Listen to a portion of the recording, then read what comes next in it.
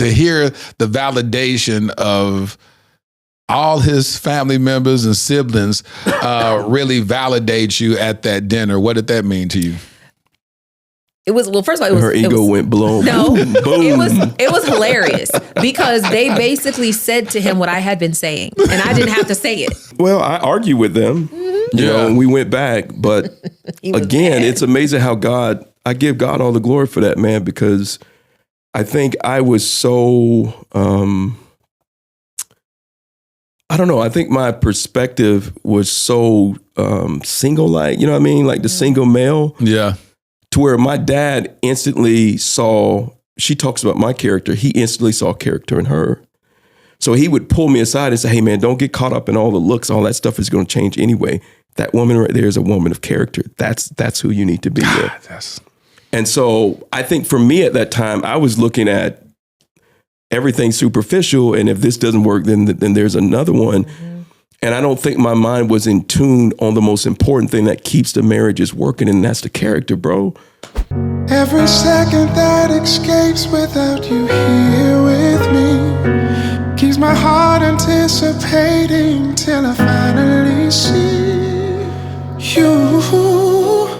When I made my vows, I told God that I was going to take care of this gift. All my life I've been waiting for you. Girl, you know I've been praying for you. Been writing these love letters to you. So I fight for that future in the present. You know what I'm saying? That was good, Ken. Congratulations to the ones who found love, for the hope and new beginnings from heaven above. I await my future wifey. I pray that it won't be too long, too long. Every second that is... Welcome to the Dear Future Wifey podcast. I'm your host, Laterra Sar Whitfield. Listen, are you still shacking up with us? If you're still shacking up with us, come on, can we get a commitment? Hit that subscription button and subscribe. Make sure you turn on your notification bell so you'll be notified about upcoming episodes. And while you're at it, make sure that you hit that like button on YouTube if you're watching us on YouTube. And if you're listening to us on the Apple iTunes, then make sure that you do subscribe to the podcast. Man, we've been having an amazing season on the Dear Future Wifey podcast. Season 8 has been absolutely amazing. I've been reading all the comments, all the DMs. Thank y'all for signing up for the mailing list to join the Lit Fam.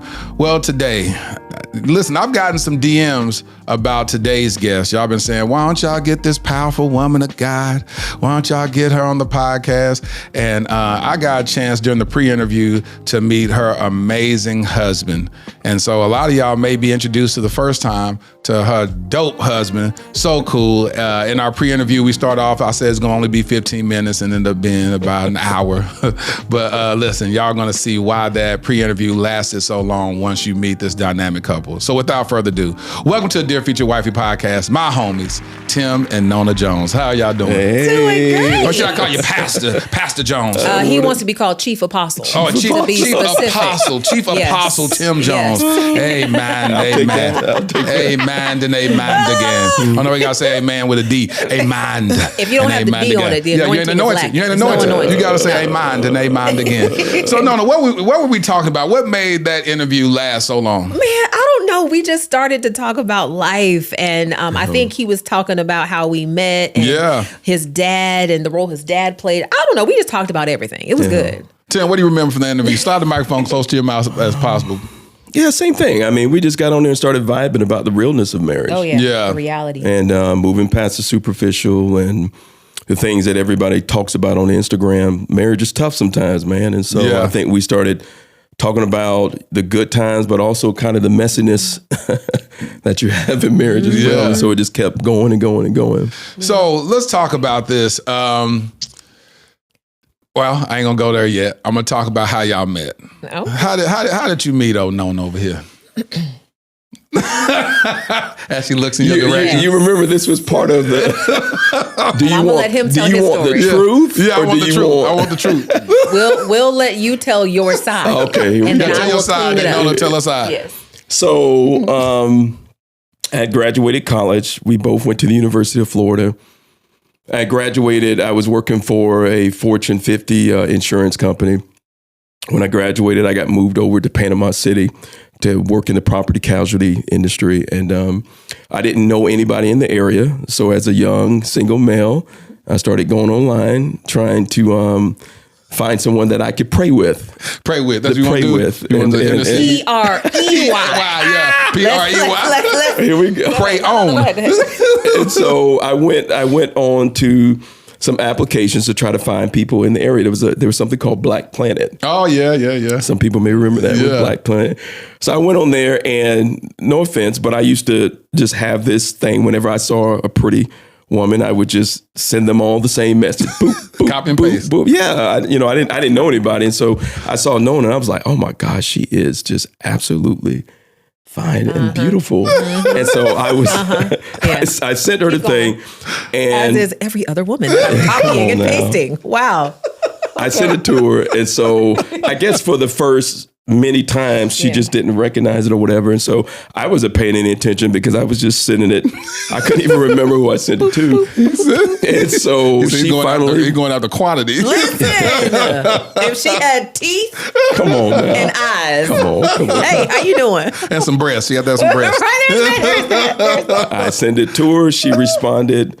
She was like, "Hey, if you know me, I'm not on here very often. Send it to my email." So I sent it to her email.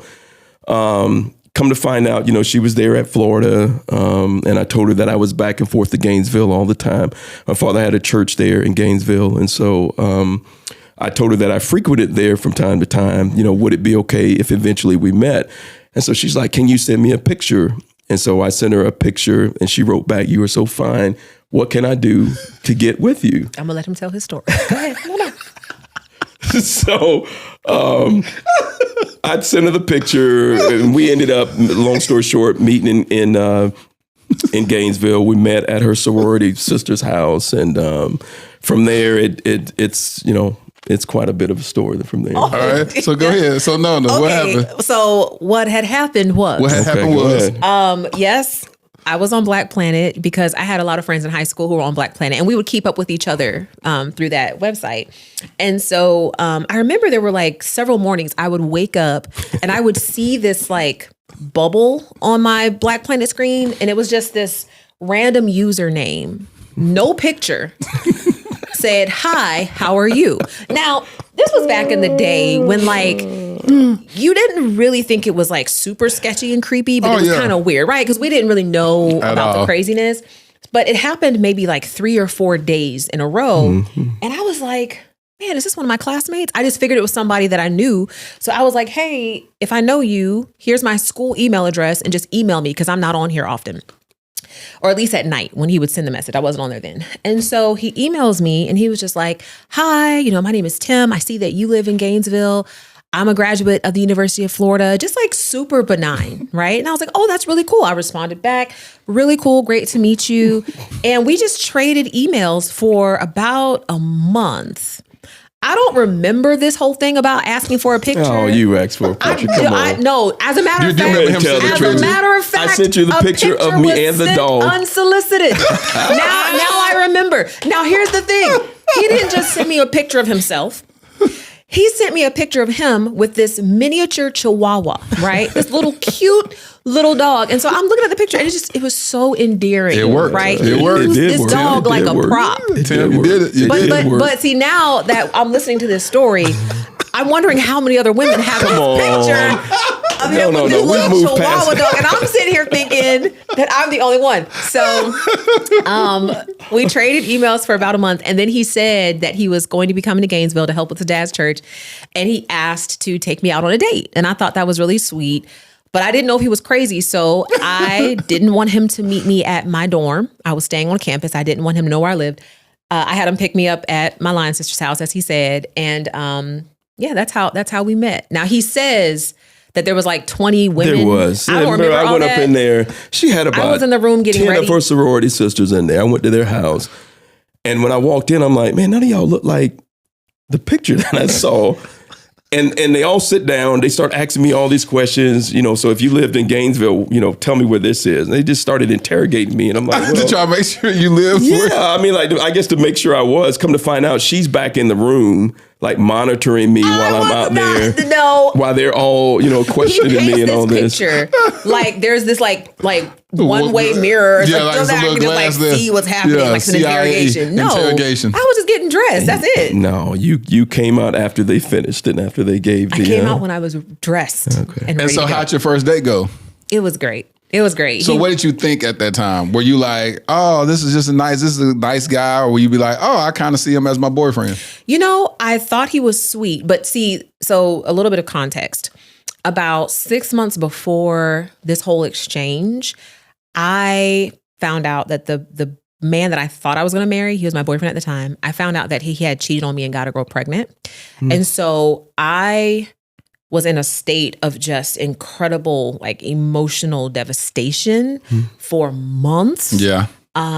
So when I met him, like I thought he was sweet and kind and everything, but there was still this question in the back of my mind, right? Because of what had just happened. Of course. I wasn't even thinking, oh, we're going to be together, we're going to get married. Like I don't think I had enough hope in me to even imagine that.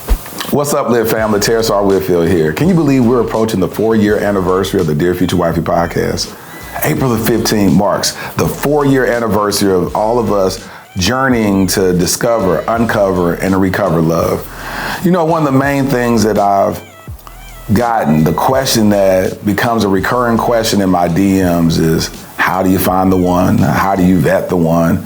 So I want to have a heart-to-heart conversation with you on YouTube Live, Monday, April the 15th. We're gonna talk about some stuff. There's some things that I've learned talking to over 200 people about some misconceptions. We're gonna debunk some misconceptions. We're gonna learn how to vet the right one, how to overcome heartbreak, and how to circumvent heartbreak by spending too much time with the wrong people. Come on, somebody. Have you ever felt like you just spent too much time with the wrong people? We're gonna find out what questions to ask to avoid that. How to discern the right one for us. Oh yeah, we're gonna talk about some stuff. So join me. If you haven't signed up for the mailing list, make sure you do that right now. Click the link in the description, sign up for the mailing list so you'll be notified about the YouTube Live on Monday, April the 15th, 7 p.m. Central Standard Time. I want you all to join me. We're gonna have a conversation like we've never had before, and your life is gonna change because of it. That makes sense. That's just how hurt I was. Tim, what'd you think when you dated her, the first date? That she wanted to get married the moment that she saw me. No, he said, what did you think about me, not projecting what you wanted me Anyway, real talk, I thought she was beautiful. I thought she was even more beautiful than she was on the picture. I knew that she was extremely intelligent, extremely bright. I could tell that she loved the Lord. And I thought that there was real potential there. And so, after that first date, I took her to meet my parents. Really? And I thought he was too good to be true. Like, honestly, because he was, he came, so he had a job. He had this like company car. He already owned a home. He was extremely respectful, intelligent. Like the conversation didn't lag at all. I didn't have to be like, so what do you think about this? Like, it wasn't that, like, we just had a natural flow of conversation. And he was handsome. It's so funny. I laugh about it now, but like I remember exactly what he was wearing, and I was like, okay, he got some style. Okay. What was he wearing? He was wearing this like sweater that had like this blue stripe across the chest, and just some nice jeans and a nice pair of shoes. And I was like, okay, he got some style. Coming from her, that is a compliment. But come to find out, y'all, that was his date uniform. That was his one outfit. Like, he had me thinking. Tim had his own. He had a date uniform. I was like, okay. That was his date uniform. You wear that every time on the first date? Look, I'm a very basic person. That's what I'm saying. Coming from her, the Miss Stylish and everything, that is a compliment coming from her. And so you took her to meet your parents after the first date. Why? Yeah. So here's the thing. Context. Me and my father were really, really close. And so what he always told us when we were growing up, if you ever meet a woman, bring her home to me early so that I can meet her before you start getting your heart into it. I can save you a lot of trouble. So when I saw her, I'm like, man, this Nona this woman is unlike anybody I've ever seen. And how old were you during that time? What was that, like maybe 26? Yeah. 26. Just turned 26 actually. I graduated. I was off doing my thing, and she was close to graduating herself. So I took her to meet my parents. I was 19. True story. My dad had met every other woman that I had ever dated, never said anything about any of them. Listen, bro, the first time he met her, when we went to dinner, I walked Nona to the car, got her in, walked my parents back to their car, and he told me, son, that one right there is going to be my daughter-in-law. First time meeting her. First time he met her. Never said that before. Never said that before. And even my reaction was, look, Dad, this is the second time date. I don't want to break your heart, but, I don't know her that well. But he was instrumental in my wife and I being even together today. Well, I remember over that dinner, Dad was like, of course he wasn't my dad then, but he was like, so would you describe yourself as an opinionated woman? And I said, well, I think any educated woman is an opinionated woman. So yes. And I don't know if he wasn't expecting that response, but I remember when I said it, there was almost like this smile in his eyes. And so it foretells of something that happens later. Yeah. Which we'll get into. But yeah. Are you an opinionated woman? Why was that important for you to answer that with truth? Because I know that, first of all, how did you perceive that question? God is so sovereign in how he does things. Had I not had the experience of having my heart broken, had that not happened to me, I think I would have walked into that situation wanting so badly to be approved of and liked that I might have said, oh, no, I'm not opinionated. I might have lied to be liked. But I think I was so just raw from the hurt that I was like, I'm just going to be honest. Yeah. And the cards are going to fall where they lie. And so I do think that I was in a place where I was like, either you're going to like me for who I am, or you're going to not like me for who I am, but I'm going to be who I am. And so that's why it was I didn't like her for who she was. Oh, yeah, we're going to get into that. I know it. I know it. And so let's move a little forward. So y'all started dating each other, and how long did y'all date each other before you decided before you even recognized her as this could be my wife? Because your dad planted that seed early on. What did that dating process look like? Well, again, when I met Nona, I knew, because context, I wasn't looking for a girlfriend at that time. I really was looking for a wife. Yeah. And so whenever I would meet a woman, if I didn't see it heading in the direction of marriage, I just cut it. So I think when I met Nona, if I didn't see us heading in the right direction, which is what happened. So I meet Nona, we're talking, and it took me a while to warm up to her. It took me a while to warm up to her because she's very opinionated, very smart, direct. Right? Very direct. Okay, direct. So, we both had our egos. I had graduated. I was doing my thing. I was doing well. And so Nona just had this thing about her. If I said left, why can't we go right? If I said, let's go to get some Chinese, why got to be Chinese? Why can't be this? If I said Kirk Franklin, why got to be Kirk Franklin? Why can't be, And it was more substantive than that. But he's talking about subtext. It just seems very debatable. It was just conflict. And so, well, let me ask you this, Nona. Do you remember something specific? Yes. Name something specific. So, this is why he's about to. Yeah. So, my husband, especially at that time, he has softened now. At that time, he would share his opinion as if it was a pronouncement of fact. As if it was canonized in scripture. Canonized. Like, that's how he would talk. So I remember one time we were driving back from Tennessee, and he started to talk about music. And this was around the time I think like Kurt Franklin's Stomp had come out. And he was just talking about how, it's just too secular and this whole thing, that and the other. And he was going in, right? And so my view at the time was just that there is a population of people that music ministers to. And if it's not you, don't listen to it. Like, it was just, to me, so cut and dry. But he was like, no, it's wrong. And so we got into this heated debate over that. That was just one example where he felt like it was just wrong. And I was like, what do you think now, Pastor Tim?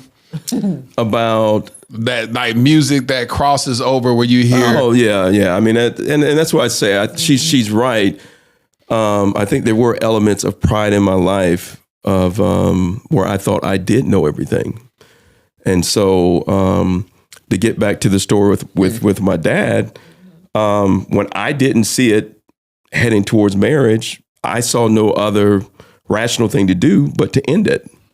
Right. And so I called my dad, super close to my dad now. So I call him and I'm telling him, like, hey, Dad, it didn't work out with Nona. She's too opinionated. She's too this. She's too this. And he just sat there because he didn't talk a whole lot. And so it got to the point, bro, to where I'm like, hey, man, you still on the phone? And he said, are you done? And I said, yeah, I'm done. He said, listen, 3 things. You made a mistake. Call her back and get back with her. And then hung up the phone.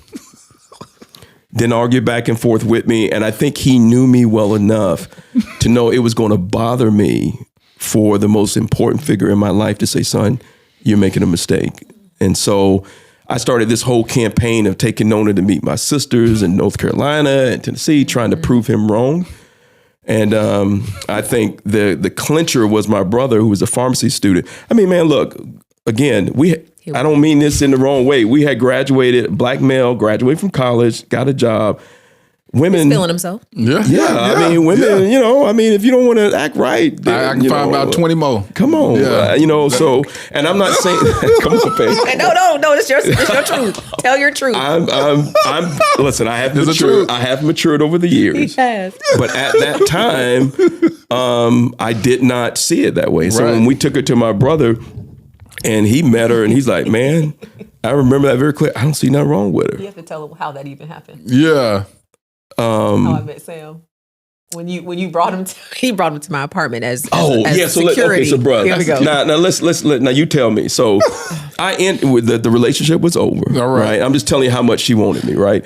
So the relationship is over. My wife called me. She called me and said, hey Tim, I got this dresser. Can you help me put some drawer pulls on it? And I'm like, yo, man, no more. Well, not only that, I'm like, well, you just take the thing, put it in, screw the little thing. I had on the never back. used tools before. Well, I don't know how to do this. Can you come over and help me? So I'm like, you know what? She trying to get me up over there because obviously, So I take my brother. I take my brother with me because I'm like, hey man, when I get up in there, let's put this on so we can be gone. I take him up over there. He starts going through the house, and he's like a germaphobe. Yeah. He goes to her house, and he's like rubbing his hand all over her dressers and stuff like that. And he's like, man, this is a clean woman. And so then he was walking around rubbing. Yeah. While I'm in there doing that, and goes in the kitchen, and he's checking her out. Then they start talking. And the joker that I take with me to leave ends up inviting her to dinner to go out later that night. And after that, I'm like, you know what? I must be making a mistake. And so we got back together. Did you even notice that? Was that something important to you, how clean she was? No, but she was clean. I mean, so when he brought that to your attention, did you be like, okay? No, because he's on some other level. Yeah, you know what I mean? You can go in a place and it's clean. This joker he's up in there trying to. We're on the same wavelength. He's on I love being clean and orderly. He's going to rub people's dresses. Oh yeah, just be like. Yeah, he was on some other stuff. But I say this, that Nona, if we would have been apart, that would have been the worst mistake of my life. In every way, she completes me. And everything that I thought was an obstacle with her is still a challenge in the marriage, but I think it strengthens us so much that's why we're together. I'm glad you said that. A lot of times people look at differences. My homeboy, Kariga, said this. He says, differences aren't deficits. And so oftentimes we look at that. We look at, oh, we're different, so there has to be something wrong. Yeah. When that's the refinement that Christ is bringing us through, is because when you have something different and you begin to rub up against each other, it refines you and make you a whole lot better.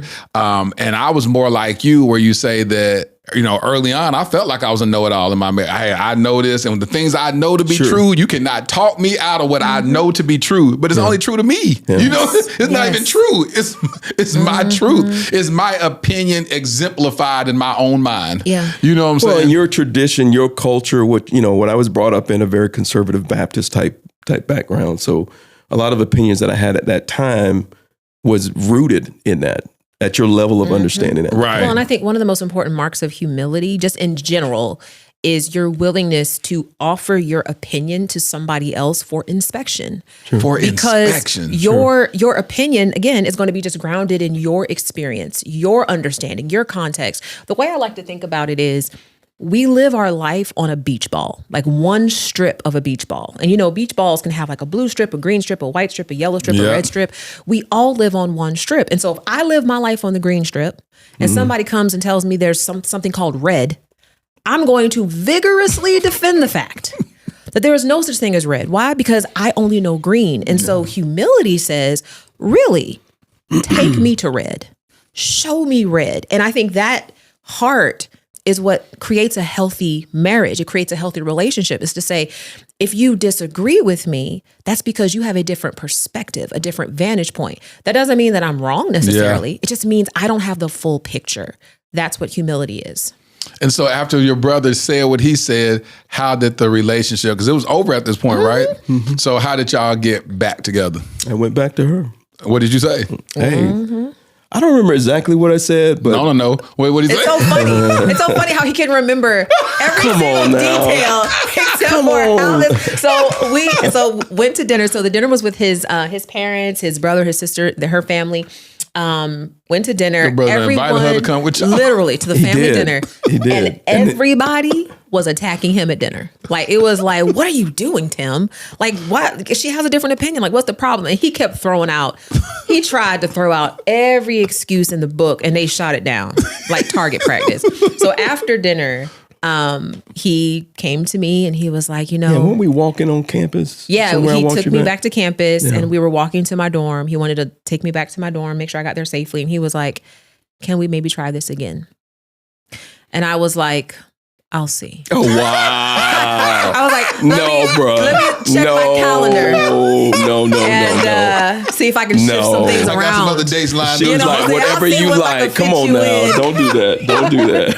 No, I said yes. And because the thing I knew about him is that he was a man of integrity.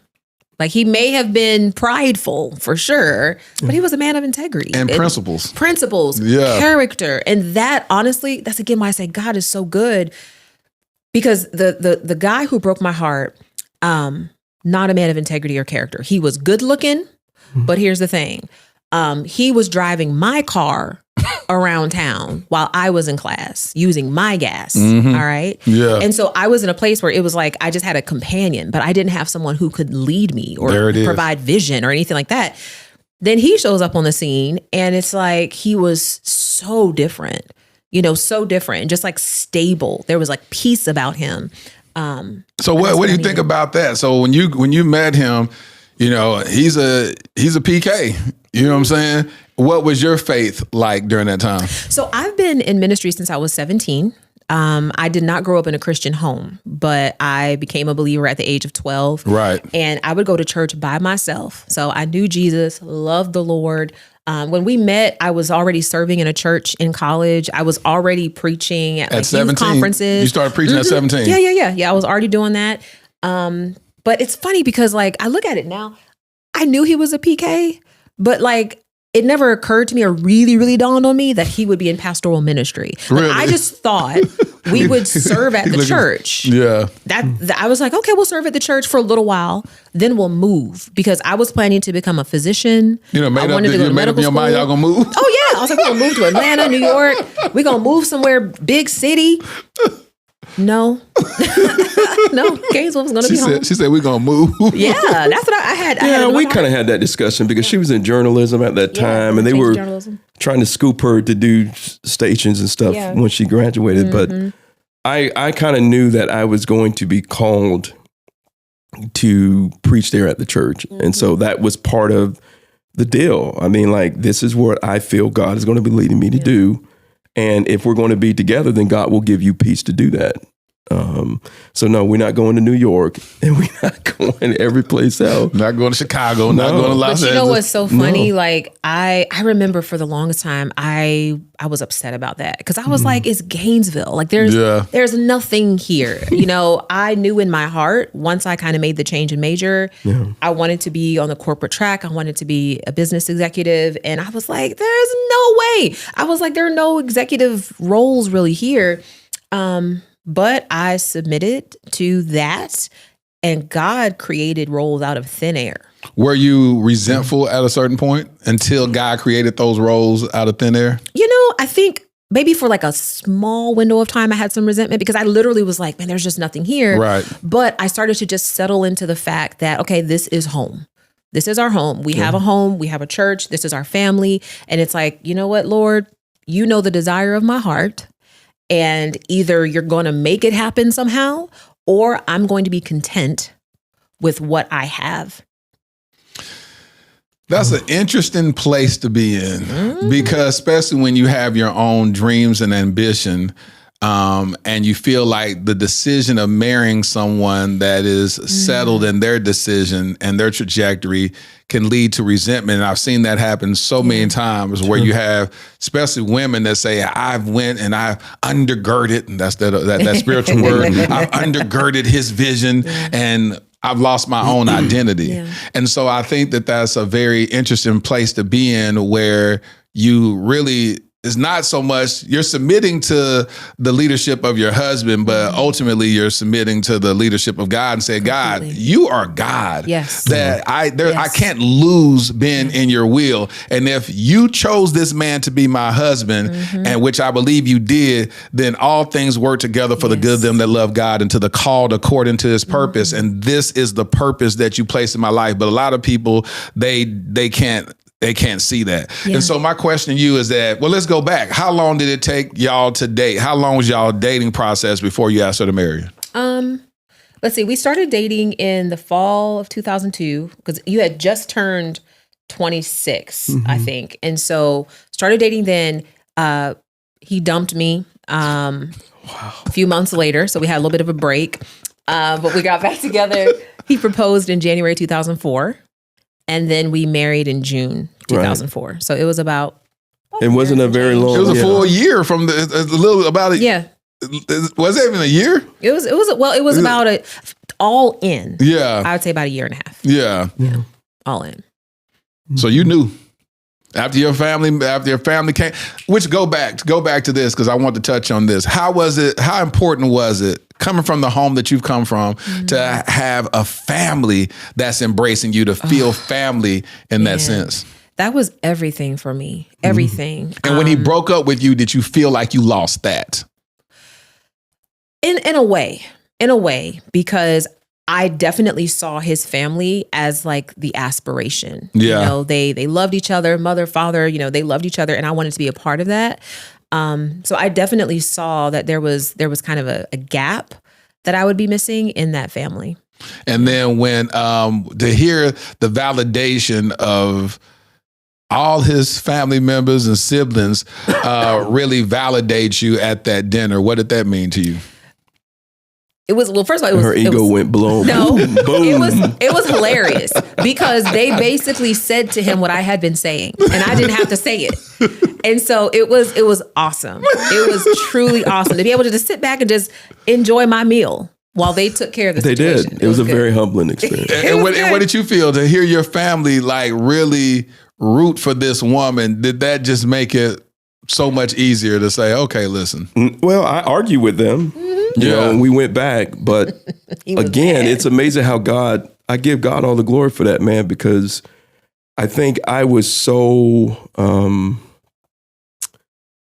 I I don't know. I think my perspective was so single-like, you know what I mean? Like the single male. Yeah. To where my dad instantly saw, she talks about my character, he instantly saw character in her. So he would pull me aside and say, hey man, don't get caught up in all the looks. All that stuff is going to change anyway. That woman right there is a woman of character. That's who you need to be with. And so I think for me at that time, I was looking at everything superficial. And if this doesn't work, then there's another one. Mm-hmm.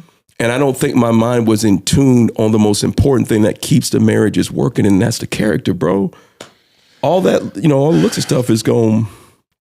I just had that conversation with the Millers, Jamal and Natasha, who just left before y'all came in, and y'all got a chance to meet them and talk to them. But we talked about the exact same thing, that when you go through those tough times in marriage, it ain't cuteness don't make you stay around longer. You don't say, well, you cute, I'm gonna go ahead and suffer some more. You be like, this character, I don't know if I can get that again. Yeah. And in corporate America, they call that those soft skills. When you start saying that is what I need, because the Bible says charm is deceptive and beauty doesn't last, but a woman who reverences God is greatly to be praised. And that's what's so needed. But when you look on these social media streets, we see all that, and you see people chasing that. I get so concerned. I'm really concerned for relationships in this day and age. Yes. Because, I worked for the company that owns Instagram for 6 years. Yep. And I see how people wrap their identity in what they think is another person's reality, but in fact, it's another person's fiction, because it's not even real. Like they're sharing the highlight reel. They're sharing, but what I've seen it happen, I know it to be true. Couples that are like, oh, I'm so in love, when they're on the brink of divorce. Sure. Like people just are like, why can't you do this for me? Look at what he's doing for her. And they're in debt doing it, And so it's created this just artificial measurement system, which is not based on reality. So I do think character really, really matters. And one of the beautiful definitions I heard of character is how far a person will go if they thought no one would ever find out. And I know of some women who they are with men who are very wealthy, famous, have all the power, the influence. They're also unfaithful. And so they have the Instagrammable life that everybody admires and everyone's liking and commenting and sharing and all this, while the woman is literally heartbroken because she cannot trust that he is faithful to her. And so that character piece, that matters. How far you will go if no one else was looking? Yeah. That is deep. Yeah. It makes you take introspective look at yourself and say, what would I do if I could never get in trouble from it? If no one will find out. It's you. Character is your personally imposed constraint.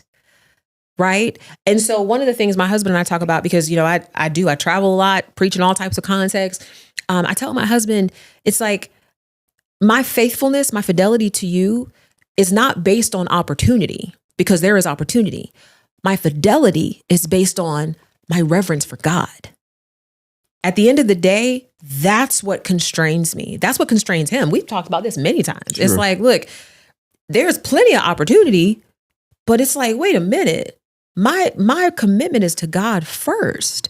So even if you over there acting a fool, I'm not about to be up in my DMs like, let me see who I can reach out to. No, because my commitment is to God first. That's what character is. My commitment is to God first. I will say this, and people have heard me share this on my podcast, is that when I was unfaithful to my wife when I was married, she said, you know what? I thought about getting back at you and being unfaithful, but I didn't want to become you. Oof. And that was the worst thing she said. It broke me.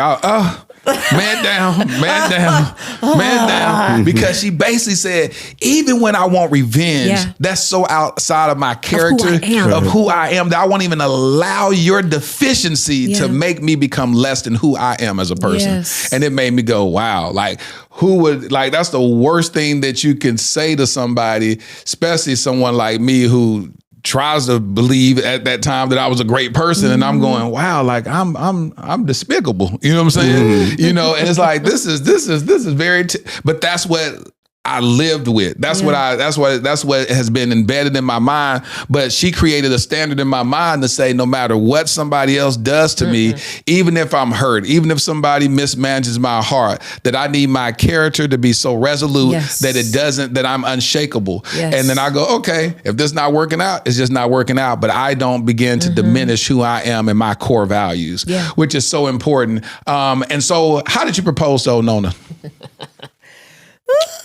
So everyone in both of our families knew. She didn't. I invited her to come to Panama City where I was. I had already purchased a ring. I told her mom that I was going to propose to her when she came. She came over. I had cooked her a nice dinner, slated. I mean, she was in there just licking her fingers, everything. But I mean, licking the plate too. Oh my God! I put it down. What you make? I think I made a jambalaya or something, right? You did? Made a jambalaya. You did? And so juices and berries and together. So we ate, and then I asked her to come sit down. And you correct me if I'm wrong. I asked her to come sit down. And when she sat down, I had already had the ring underneath where she was sitting at. And so she sat down, and I think I was talking to you about something, and she was just kind of looking around, but she didn't know as I was getting on a knee and preparing to bring the ring out. And so I brought the ring out, presented it to her, asked her if she would marry me, and so grateful she said yes. So what did you think when he said that? Did you see it coming? So here's the thing. Yeah. Here's the thing. So my mom and I have a very strained relationship. We're not in fellowship for various reasons, but at that time we were talking. Yeah, how church people talk. We weren't in fellowship. We weren't in fellowship. season of broken fellowship. But we were talking at that time, and I remember she called me. Because I called her to tell her I was heading up to Panama City. I was like, yeah, Tim. And so what's crazy is, I was president of my sorority at the time, and I had a chapter meeting that weekend. And I'm supposed to lead the meeting. And he was like, no, I need you to come over here this weekend. I was like, I have a meeting.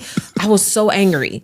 And I was like, man, I have a meeting. Anyway, I called my mom. I'm like, look, I'm about to get on the road, head up to Panama City. Here she go. Just make sure you look pretty. Hung up the phone.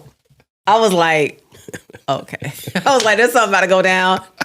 Just hung up the phone on my face. I said, man, because my mom can't hold water. She said, make sure you look pretty. Click. I said, oh Lord. So I was expecting something. Yeah. But the way that he did it was it was so endearing. Like, even as he was just describing it now, like my heart was just like feeling warm, because I just remember that moment. Oh yeah. How did it make you feel? Just awesome. Because I knew by then, I knew that this is the man I wanted to spend the rest of my life with, And so the fact that it actually happened was surreal to me. Let me ask y'all this. How much does God weigh in on determining one spouse? Because even when you talk about your family, your father and all that,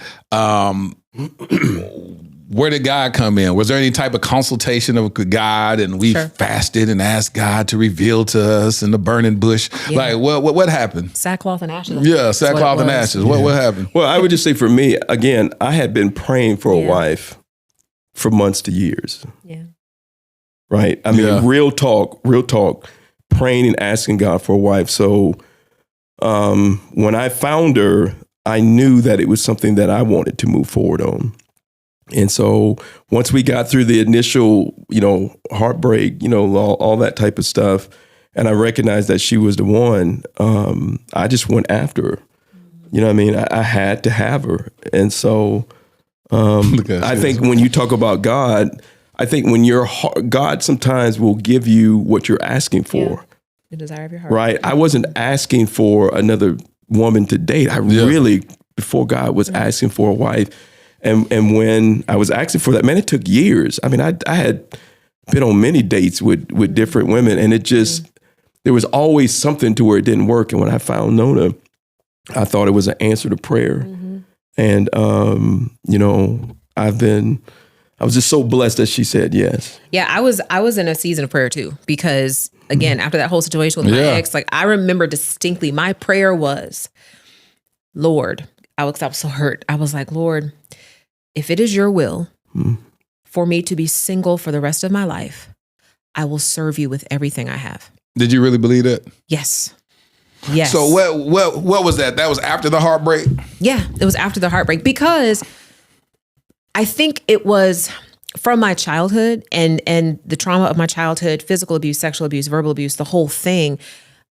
I was already very tenuous about relationships, like this idea of being vulnerable with someone.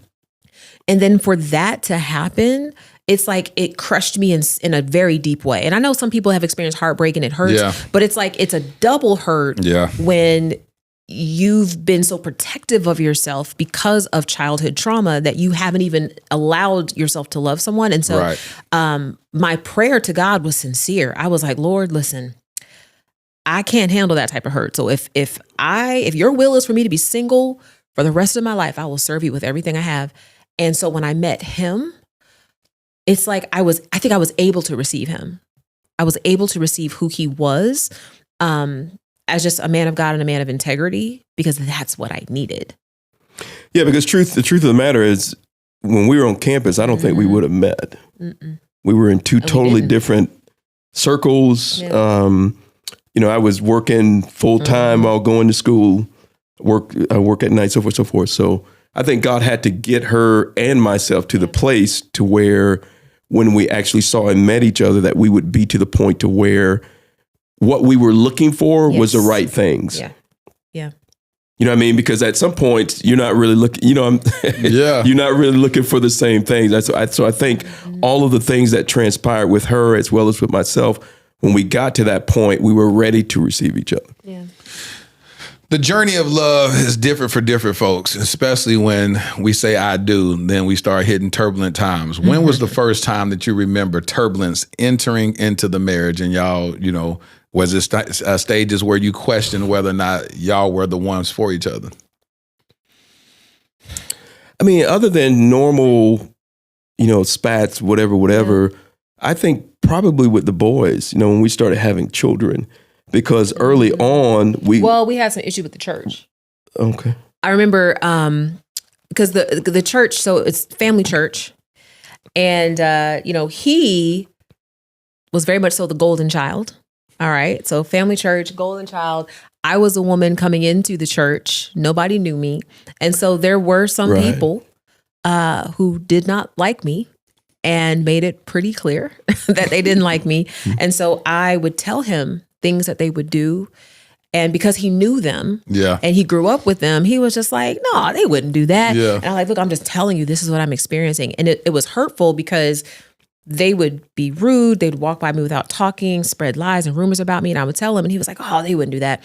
And it wasn't until there was a pretty significant dust up where I think they said something in his face about me. Well, I heard it, yeah. Where he was like, oh, this is really happening. But for, I don't know, a couple of years, that was a source of significant tension for us. Sure. At that time, what were you? What was your position at the church during that time? You weren't the pastor. No, I was. I don't remember. I don't remember exactly when that was. But I was in leadership of some sort. In leadership. I can't remember if I was pastoring at that time, but I think so. She's right. These were people that I knew. These were mainly family members. Who, for whatever reason, just they didn't click. And she would tell me about it. She's right. I would defend them. And the time she's talking about was something to where I actually heard. Yeah. They let something come out the mouth wrong a little bit. And when I heard it, it was on. Yeah. Bruh, I mean, look, can we just be transparent? Yeah, let's be real. I mean, we out in the parking lot getting ready to the rumble. Church folk.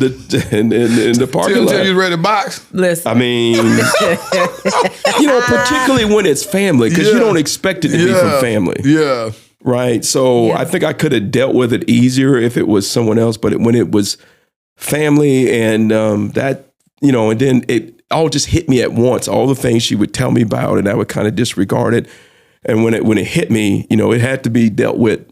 Yeah. So when you saw his response to that, how'd that make you feel? In some ways relieved. Yeah. Because I was like, finally. But in other ways, still hurt. And we've talked about this too, to where I was like, it took that to happen for the kind of defense to take place. To where it's like, on the one hand, I was relieved, but on the other hand, I was like, man, it took all that. But I was grateful about a couple for of years at that point. Yeah. So I was grateful for it. I was like, thank you. Because they would just be trying me. And the thing is, again, like, because of the way I grew up, like I'm really sensitive to criticism anyway. And so when people disliked me and I didn't even know why, it was really hurtful because I have a natural tendency to want to love other people and be loving to other people. So it was an experience of rejection. Yeah. To where I was being rejected and I was just like, I didn't do anything. I don't think I did. And if I did, tell me. Yeah, family drama is real, man. And I think where I messed up was I didn't establish the boundaries. Yeah. And it crept in there, and it did cause problems. Yeah. You began to touch on when kids came into play. Elaborate on that. So for the first 5-6 years of our marriage, we were just living it up, traveling all over the place. And then when we finally got to the point to start trying to have kids, it didn't happen. Yeah. Right? There was a period to where, I mean, we were definitely trying, but he said, let's be clear, we were trying. We were getting the prerequisites for the course. Right. It was not happening. And so then that was a challenge because, for me, the whole thing of perhaps seeing infertility and not being able to have children was not expected. Right. And we went to the doctor because we were doing what we thought we should do and it wasn't happening. And so went to the doctor and I got diagnosed with infertility, specifically a condition called polycystic ovarian syndrome, which actually affects a lot of women. Yep. At the time I was considered morbidly obese. And so that's part of one of the kind of pre-indicators of PCOS. You said morbidly obese. Yes. You were that big back in the day? I was close to 300 pounds. I was about 200 No, 250. He doesn't believe it. When I show him the pictures, this is how you know he loved me. Because when I show him the pictures, he'll be like, wow. Like, because he didn't notice. Tim, you noticed he was about 300 pounds? But that was after you had one of the babies, right? No, it was, I would say I was about, no, you're right. I was around 200 when I was diagnosed with PCOS. Right. After I started having the babies, I got up to about 280. But it was PCOS. And so I got diagnosed with infertility and my doctor tried to prescribe some medicine because she was like, this could be medicinally treated. But before we even took the medication, I took a pregnancy test and it was positive. We prayed about it. Yeah. Didn't want to get on that medication. And we prayed. Yeah. And God showed Before up. you took the medication. Yeah, before I took the medication and went to have, the ultrasound done and there were 2 heartbeats. Like we were super excited. So excited. Listen, we were so excited that we left that appointment, went to a car dealership immediately. Yep. And bought this big old van type SUV. Yeah. Went back a couple weeks later and there were no more heartbeats. And it was so devastating because even though like my undergraduate, I had done quite a few years of microbiology and cell science, I understood that miscarriage happens. It just never occurred to me that would be our story. And so it was devastating, but got pregnant again. I think that was maybe a few months later. Still, how did y'all navigate that space? The miscarriage? Yes. We didn't really tell anybody. Mm-mm. We just kind of took it. Dealt with it. Yeah, ourselves. So y'all never even told them that you were pregnant? Mm-mm. No, because not at that point. It was still too early. Yeah. We were like 8 weeks by then, so it was still early. We didn't tell anybody. Yeah, and then you got pregnant with TJ. And he came 26 weeks. Yeah. 2 pounds, 9 ounces. 2 pounds? Held him in my hand, man. Yeah. Yeah. And that was a very trying time, man, because he was in the NICU for over 3 months. It was 3.5 months. Yeah. And anybody who's ever had a preemie, you're hearing all types of reports about what's going to happen to him. Yeah. He's not going to function right. Yeah. His organs not going to develop, just all that type of stuff. There were times we thought that we were going to have to rush him into surgery and we're just praying there all night. It was a very, very rough time. It was very, very challenging for us. But God is good, man, because my son is now 14 years old, taller than I am, talking foolishness. He gonna dunk on me. And Listen, this kid had the nerve. I think it's maybe a week and a half ago. I told him to do something. He had the nerve to be like, man, listen, before he could even get his full thought out. I don't know what took over me. oh, God. But let's just say You snatched them up. he knew to never try me. Know what you do. She Know got a what you little do. New Jersey. Listen, Yeah, listen, my son, he saw a side of me that he never, and I was just like, see, you're taller than me. So we not having conversations no more, right? Like, no, square up. Let's get this. We're gonna go to blows. Listen, you don't. I love ain't grabbing this Jesus. sword of spirit. I love Jesus and I throw hands. Amen. Praise the Lord. Try Jesus. Yes. Don't try me. Yeah, listen, 'cause I listen. throw hands. Listen.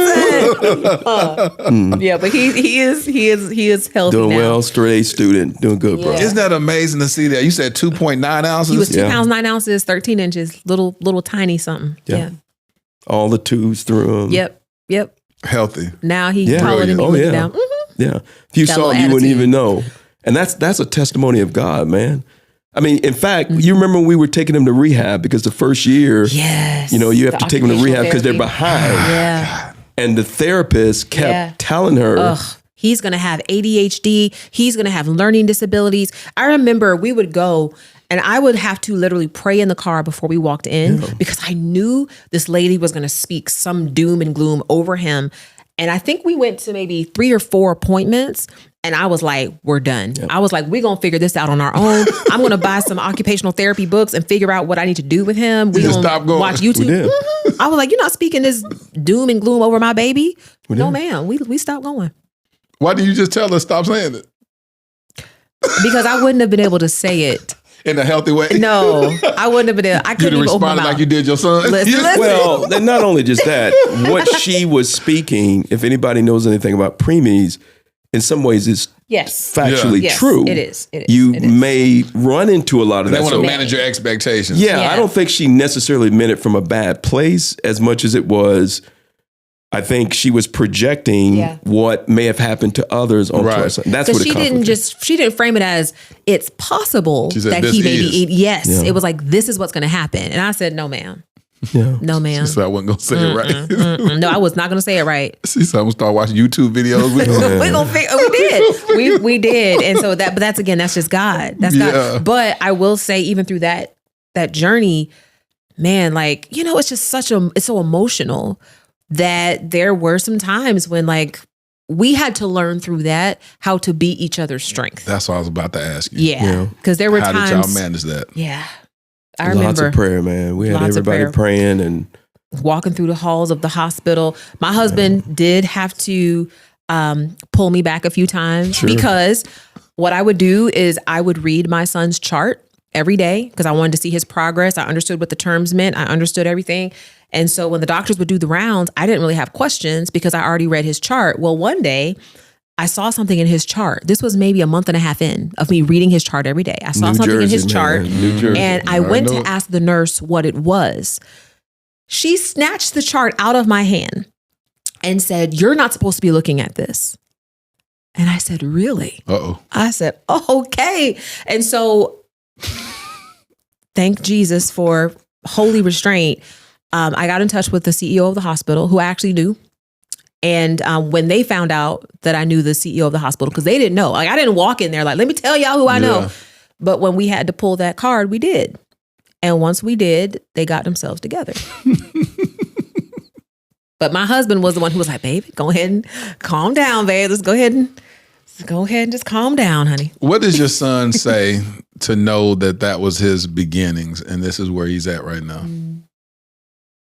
he doesn't recall anything. So I I think mean, when you even tell him the story, when you start like Show the this- pictures, yeah. Yeah, because when I was born, my mom, this is how awesome God is that my mom had a brother, my Uncle Thomas, who had heavy bouts of asthma. And he would always wake her up and be like, here, while he's wheezing or whatnot, and make her sit up with him in the middle of the night. She's like, don't be waking me up. I don't want to see you die. And she's just a little kid. So he said, you going to watch me die? She said she used to always wake her up. She's like 12 years old or something. Wake up. And that was the sister he wanted to, and she had like a lot of sisters, brothers and sisters. She said, I don't want to watch you die.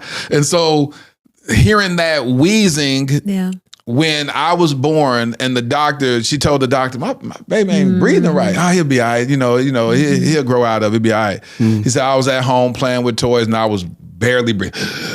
She was like, this don't sound right. It reminded her of her brother who was struggling to breathe when he was younger. And so she took me to the doctor. And the doctor said, had you brought him any moments later, he would have been dead. Wow. I was breathing. Wow. They said that my windpipe was about the width of a ballpoint pen, the tip of the pen, not the base of it, but the tip of it. I was getting air. She said, but I wasn't crying. I wasn't doing nothing. I was just wheezing. And they put me in a incubator, like a baby crib. It's like a little crib with an oxygen tank over it. That's an incubator. And so I was in that, and so I thought about that the other day. I woke up one morning, I was thinking about that. I said, the devil tried to take me out early. Yes. And I thought about that memory just a couple of days ago, and I was like, wow. And it was like God was reminding me of purpose, that when he has purpose inside of you, just like Moses, who was meant to be killed, he was meant to be killed early on, and his mom had the forethought to place him in the river. And then everything that he learned in his tutelage by being raised by a king was what he needed in order to deliver the children of Israel. Yes. God is so intentional on when he has a calling over your life. And so that's the reason I asked, when your son, it may not even be the time for him to recognize that. It may not be his aha moment when he look back and be like, 2.9 ounces. 23 weeks. I was born like this, and look at me now. I don't even look like what I've been through. And when he starts walking in his fulfilled purpose, God is going to give him that aha moment back to that moment and be like, you're a walking miracle. Like you're a walking miracle. And as you said, the scholars, the doctors, the people that are very wise in their profession was being real and trying to level set expectations and say, hey, listen, I just want you to know this is what's going to happen. He's going to have ADHD. He's going to have these deformities. He's going to have this or whatever, and he's an A honor roll student. That's right. Healthy. And then you look at that and be like, God is a miracle worker. Yes. He is. God is a miracle worker. So that's what made me interested in what his thoughts may have been, because I just recently had that thought about how I came into this earth. And then when I look at what God has created in this platform, I go, okay, I see why the devil tried to take me out. It hasn't hit him yet, but I think it will. It's going. I think it's going to. It's going to, because that's an amazing, amazing testimony. And so as y'all navigated through that space as a married couple, did that pull y'all closer to each other, or was there moments where there was division and separation that y'all had to become intentional through counseling, through the wisdom of your parents or whatnot, that said, hey, listen, I need y'all to, tap in more with each other? What do you think? I feel like we were just so grateful. Like I remember the day, he was released on Mother's Day. In 2010. You see what I'm saying? On Mother's Day. And so it was the best Mother's Day present. So I remember when we laid him in his crib for the first time. And of course he was 3 months old by then. Very tiny. Still small, but 3 months old by then. I think we just felt such a relief to where it was like our baby's home. And I thank God that we didn't have, I know that there are couples, as a matter of fact, there's a couple that we've been working with now whose daughter's been navigating some challenging things, and they've had a lot of challenges in their marriage. Yep. I think crisis exposes the cracks, right? Crisis really has a way of exposing the cracks in the foundation of your marriage. For us at that time, I thank God that we were on the same page. And we knew we just had to be there for each other and lean on each other. We had an interesting conversation, Tim, about watching this powerhouse, this woman who's preaching across the United States, how you originally envisioned that would be what you had been called to, but then you realize you don't even have the capacity for that because you don't even roll like that. You know, that you have been called to the local body of Christ and becoming a shepherd of the house and not operating in the role of an evangelist. How did y'all navigate that space? Yeah, it's interesting because when I met Nona, I don't think she had any inkling that this is what she would be doing, what she's doing now. Not at all. Would you agree? Oh my God. I mean, I don't think she had, when we met, the assumption was that as the pastor that I would be doing all this and Nona might be home. Yeah.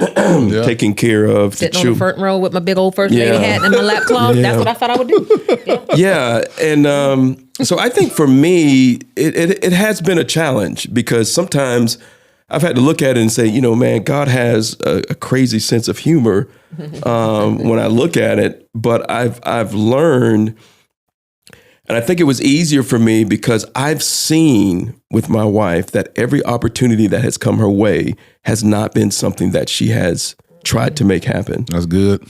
Right. And so it's one thing when you see someone out hustling, trying to do something. I know that the things that have happened has been God. And so how can you argue with God? I think early on, it was a challenge because there were periods to where, you know, my wife would be traveling all the time, bro. I mean, I remember when I first took over as senior pastor of the church we pastor at, I was in grad school. I went back to seminary.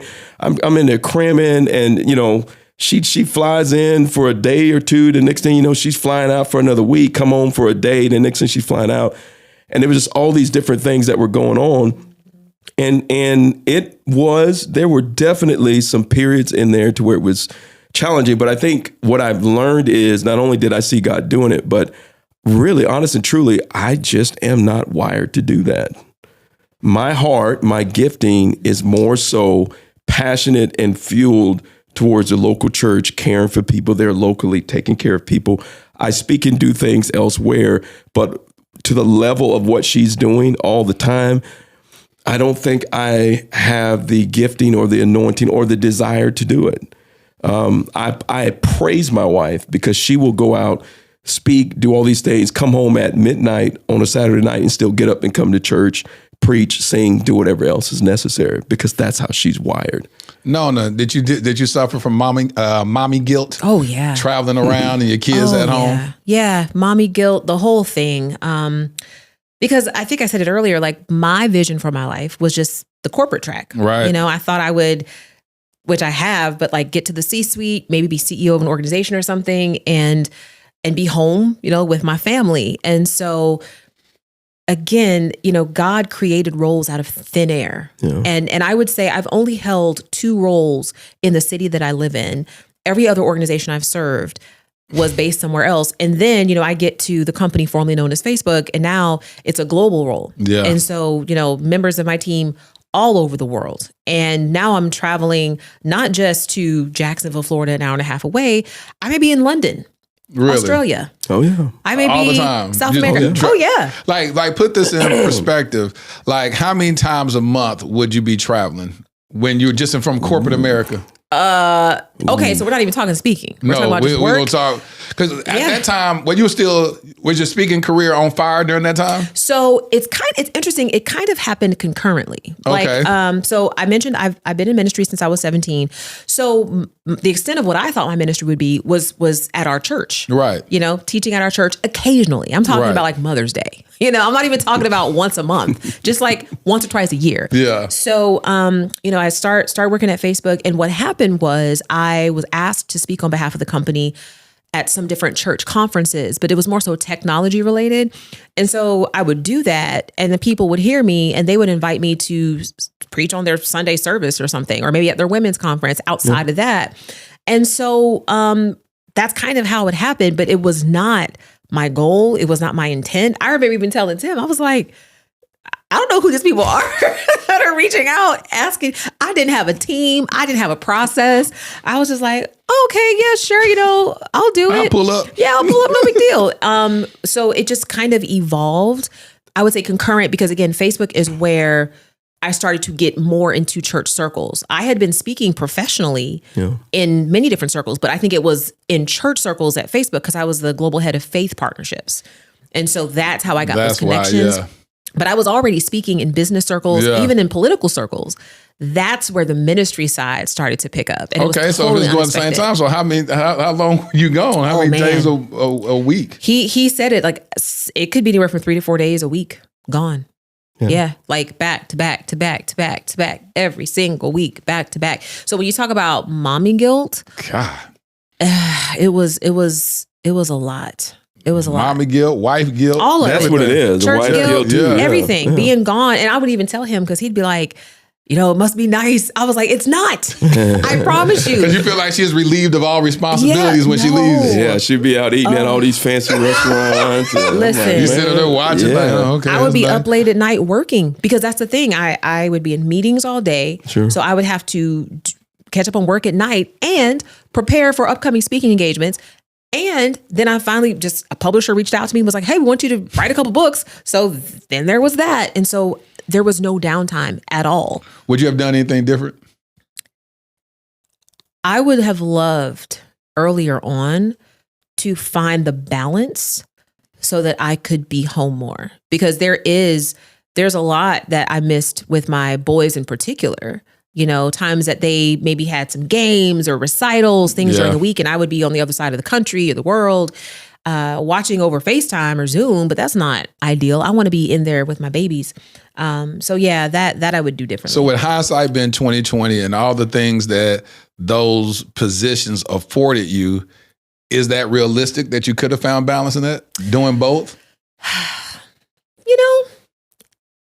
Hindsight, I think there's some things I could have done differently. Okay. When you're in the thick of it, though, it's like, man, I got to just do what we're doing. You know what I mean? I'm on my grind. Hindsight is one that gives you options, which is why the season I'm in now, I'm able to apply what I learned from hindsight. So now, like, I may at most do 2 engagements a month. Well, that's the goal. Now, it's been quite a bit over these last couple of months. I'm about to say, sure, this last month you did more than 2. Listen, once those 2 get filled, it's like I'm not available because I want to be there with my family during the week, go to the games, etc. But you still have a corporate America job in corporate America. Actually, at the end of 2023, the Lord spoke very clearly to me that He was calling me away from that day-to-day corporate leadership role. And so I've stepped off the YouVersion team. I was there for a year, leading an awesome team there. And now I'm the global ambassador for YouVersion, which allows me to have the full-time ministry, build up my own businesses, which I've always had my own businesses, but now I can lean into that full-time, be home with my family. Like it's a blessing. So as a global ambassador, what does that entail? So speaking on behalf, it's kind of like a brand role. So speaking on behalf of the organization, being a face of YouVersion and the Bible app in different spaces, speaking at some of the key events, and just being a champion for what YouVersion represents. I need to learn more about YouVersion. I know my brand manager had mentioned that to me when I told her that I was interviewing you, and she said, "Tell her to tell you about something about like y'all may team up with like a person to read a scripture or do something." Yes. What do y'all do? That's called. What y'all do over there? What y'all do over there? Because you were telling me something today. I was like, I don't even know what you're talking about. And so it's called guided scripture. So every day we will have somebody just offer their thoughts on whatever the verse of the day is. Oh, okay. And so that is actually engaged by about 1 million people every day. All over the world who are learning from that person. You can have Bible plans. There's so many different ways that you can have content in the app.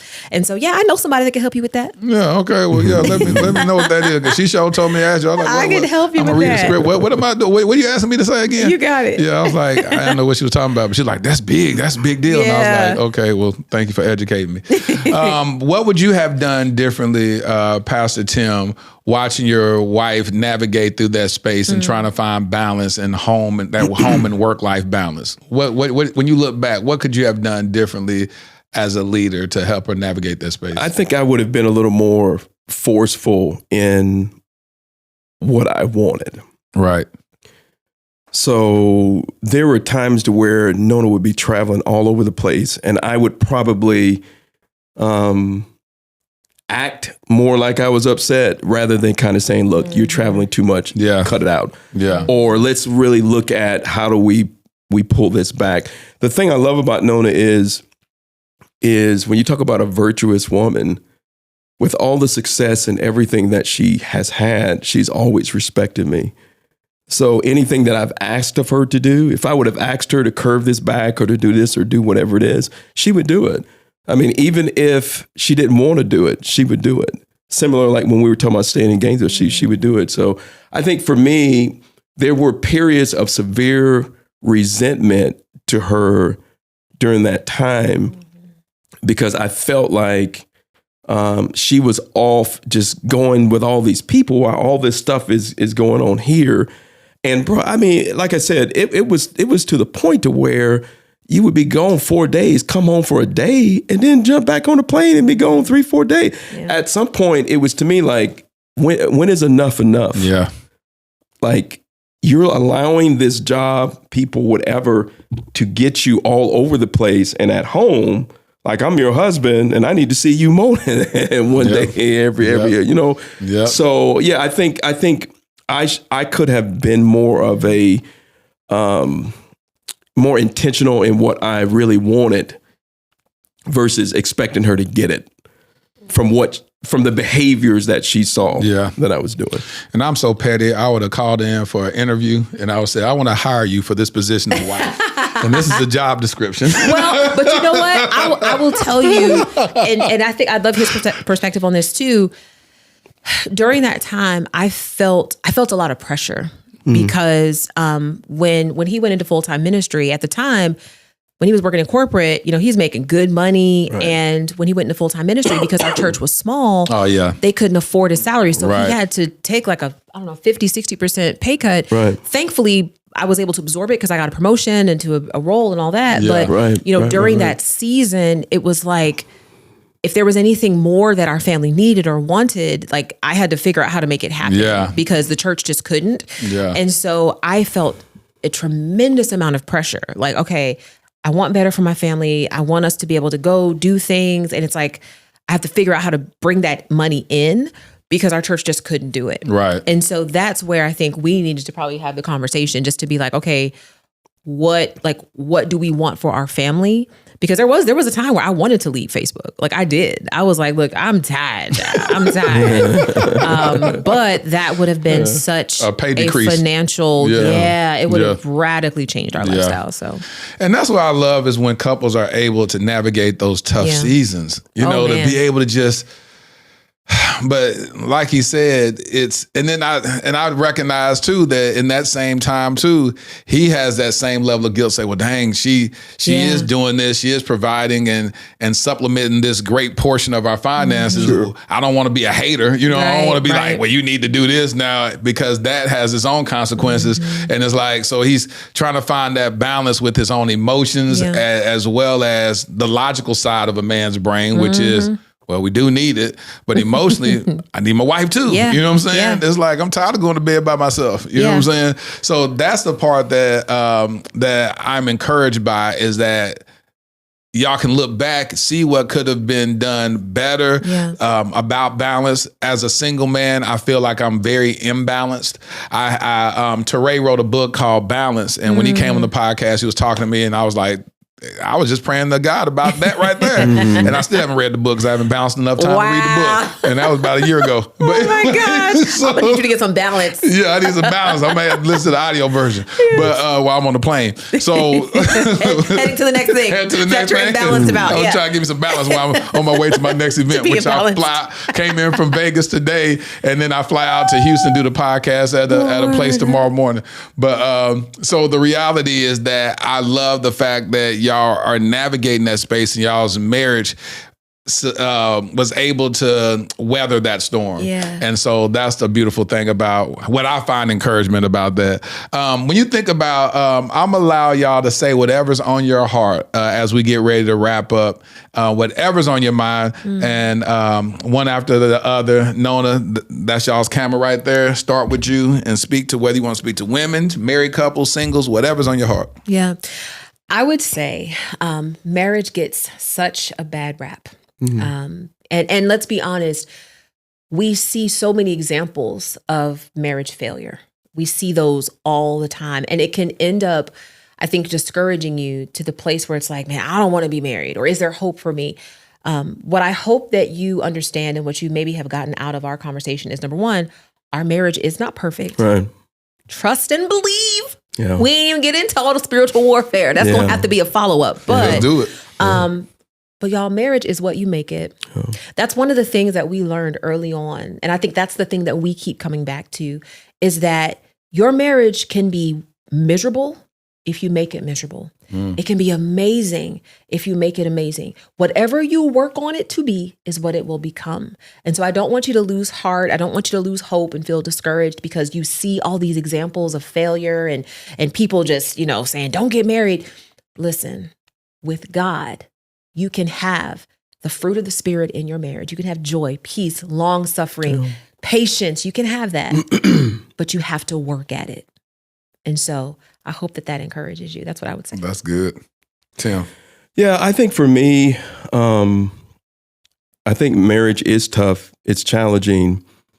And it becomes difficult when you start allowing narratives to define your marriage that aren't biblical. Yeah. And so I think where a lot of couples start getting into trouble, particularly those who start to develop a platform, is that they start allowing everyone's opinions to define your marriage and your relationship with your spouse. Yep. I think one of the things that my wife and I have tried to do was always just keep a biblical perspective with these things. Yeah. So we talk about this. We've always had this idea of one team, one dream. Yeah. Mm-hmm. So some men, listen, some men can't handle that you have a successful wife. Yep. And I don't see what the problem with that is. It. Why men should we try to hold our wives back from being everything that God has called them to be? Exactly. God calls you to do something. God calls them to do something. And when the more successful your wife is, the more successful you are, the more successful your husband is. So we should never be trying to limit who they are and what they can be because of some societal model. When I look at my wife, we're talking about all this stuff about, money and people, look, I look at it like this. God blessed our family. I don't care if it comes through me or if it comes through her. Yeah. Yo, I don't care if it came through my son. Yeah. DJ, if he started playing, it doesn't matter.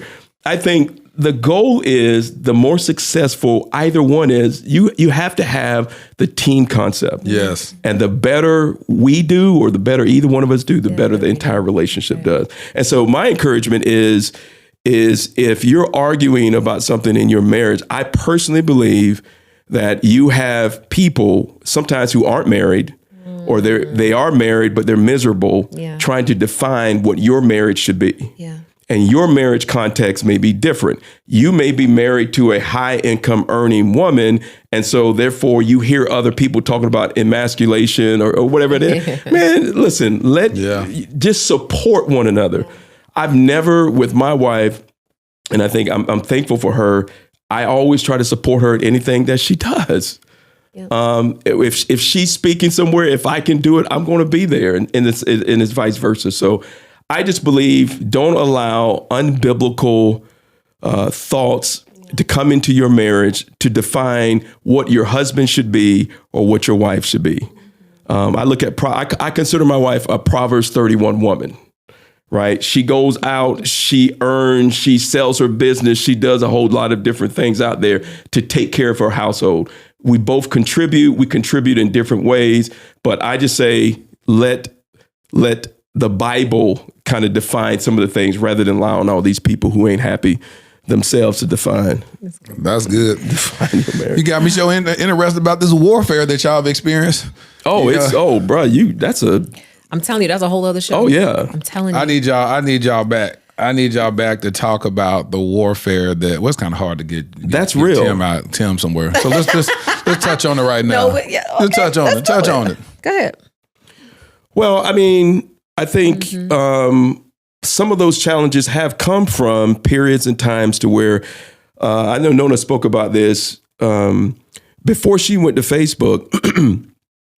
And before I started working for the church, we were kind of somewhat close in terms of money.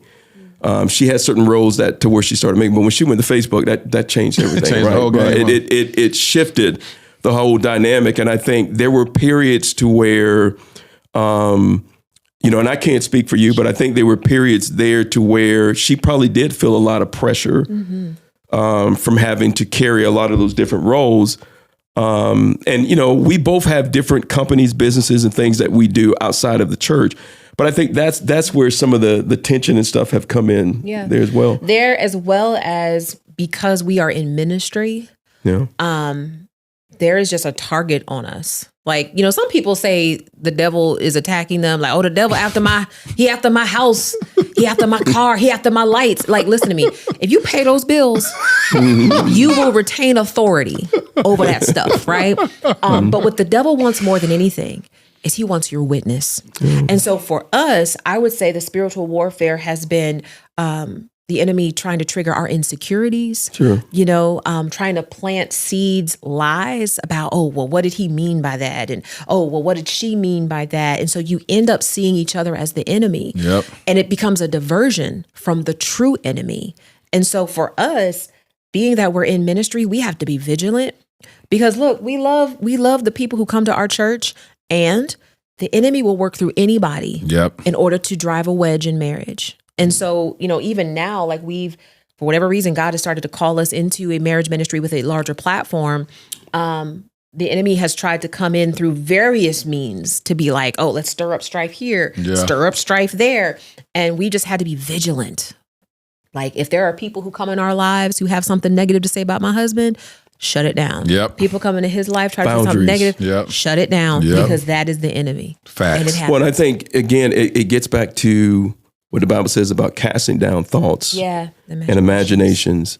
And this is what I meant when I was saying about unbiblical thoughts and definitions of what your marriage should be. If there's something trying to define your marriage that's unbiblical, you have to cast that down, bro. And I'm telling you, I think a lot of couples get in trouble when they allow the opinions of what they see with people who many times aren't happy themselves, defining what you do in your marriage. And sometimes we wouldn't even have issues in our marriage, but I heard something up over here, and it's like, well, where did all this come from? Like, when did this become an issue? Yeah.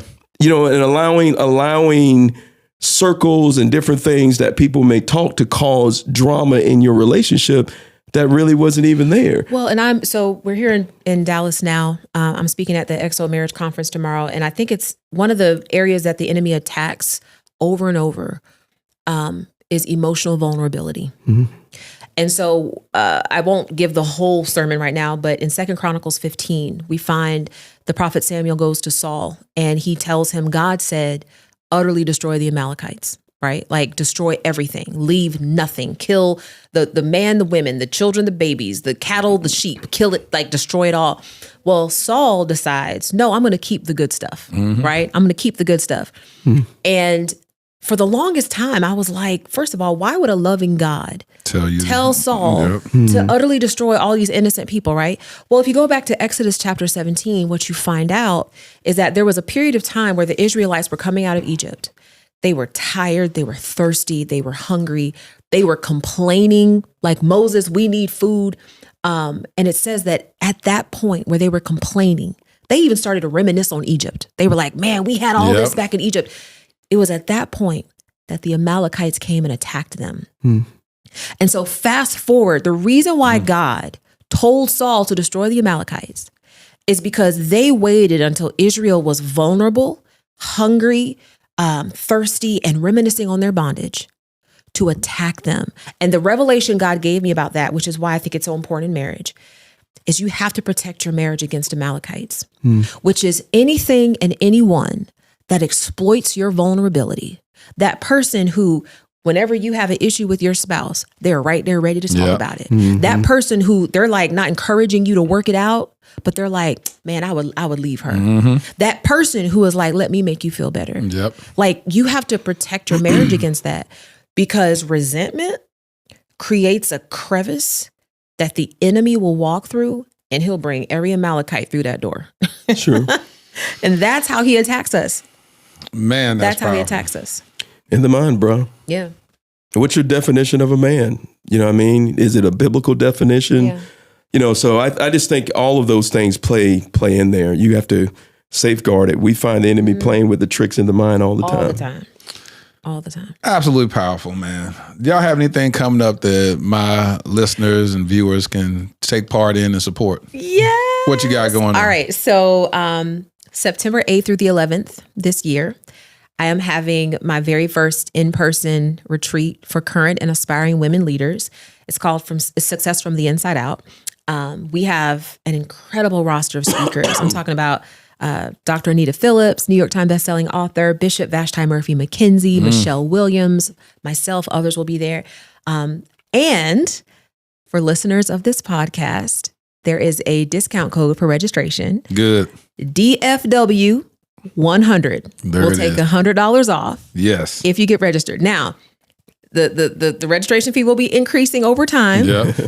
But if you go ahead and put that discount code in, you can get $100 off, and I would love to see you there. Where's it going to be? St. Petersburg, Florida, at the Vinoy Resort and Golf Club, right there on the water. Registration includes lodging. It includes most meals. All you have to do is show up. It's going to be an incredible And experience. get poured into. Yes. Yeah.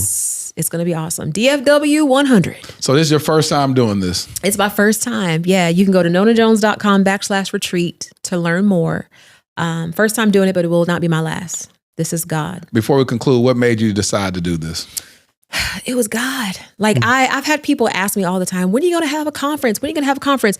I've never felt led to do it, but God gave me a vision for creating a space that would be restorative to women like me who you're working so hard, you're giving so much, and you just need a place where you can be poured into, you can relax, you can be inspired and equipped to go to the next level of purpose. So I'm literally creating what I've needed. Yes.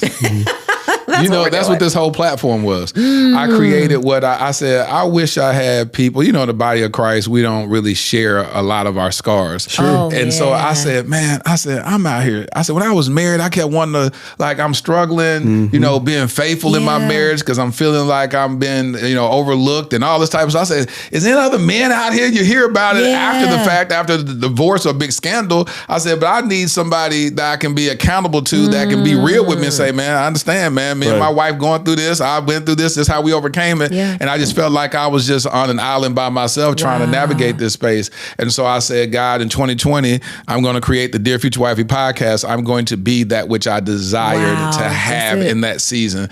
So that's why I handpick amazing couples like you guys that will be transparent and vulnerable and help add a reference and healing and insight to other couples that may be navigating that same space and be like, let's watch this episode together. And that's what's happened so many times is that couples have watched the episode and they say we were going through exactly what that couple went through and they gave us hope that we could overcome it. Praise and God. So thank y'all so much for being a beacon of light to people that may be in their dark season right now. No, that thank don't you even for believe. creating the space for the light to shine. Come on now. You know what I mean? Come on. Like you could have taken all of your pain and frustration and just poured it into another toxic. relationship and been toxic. But instead could you have were been like, Kevin Samuels out here in these streets. listen. But that we are not. That we are not. So I said, and that's what would always be, that's a whole nother story. But I would always be praying against that. And that's why when you were talking about people creating platforms that create this other type of toxicity that people aspire to, and then you have this messed up generation of people that hate each other, men against women and women against men. So But ridiculous, then secretly you want to be married, Yes. but you can't even trust women. Absolutely. And women can't trust men. You got the demonic. red pill community against the pink pill community, and it's just all this toxicity. And my whole thing was saying, no, let's create a safe space because we need each other. And as the statistics show, married couples live longer. Married couples earn more money together. But we don't hear those great statistics about health and finance and building legacy and kids from 2-parent homes. There, just all that stuff. But we go to the negative and say I can do bad all by myself and I don't need you and all this stuff. And so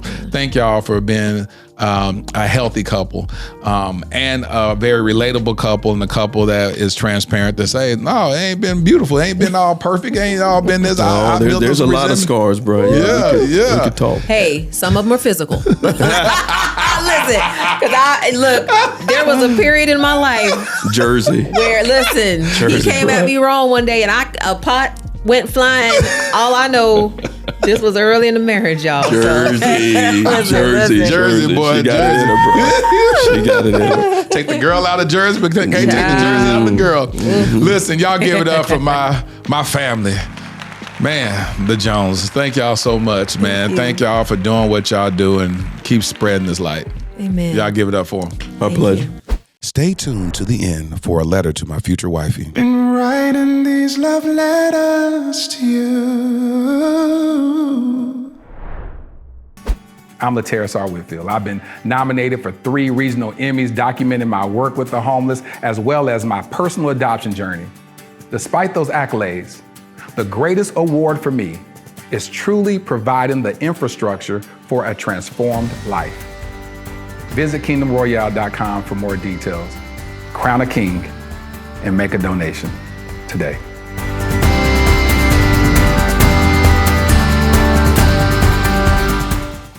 I just love when couples are transparent and they're not afraid, especially people that are in leadership, people that are in ministry, to be very vulnerable and transparent about the ups and downs of marriage. So shout out to Tim and Nona Jones for sharing your journey with us.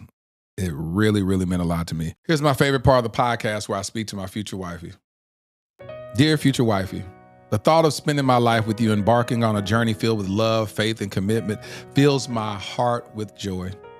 I want to take a moment to express my deepest feelings about what I envision our future together to be like.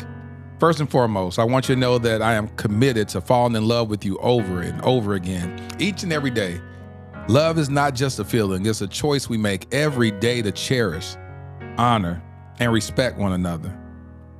I promise to wake up every morning with a renewed determination to love you more deeply than the day before, to seek out the beauty in your soul, and to appreciate all that makes you uniquely you. I promise to be your rock in times of trouble, your comfort in times of sorrow, and your greatest supporter in times of triumph. Together, we will face life's challenges with courage and grace, knowing that we have each other to lean on and God's guidance to lead us forward. Your future hubby. I hope you enjoyed this episode of the Dear Future Wifey podcast. Remember, be lit, live intentionally and transparently, and don't stop loving. Make sure to subscribe to our Dear Future Wifey YouTube channel. We're available on Apple Podcasts, Google Podcasts, Spotify, and Stitcher. We welcome your support. Simply share our podcast with your friends and family.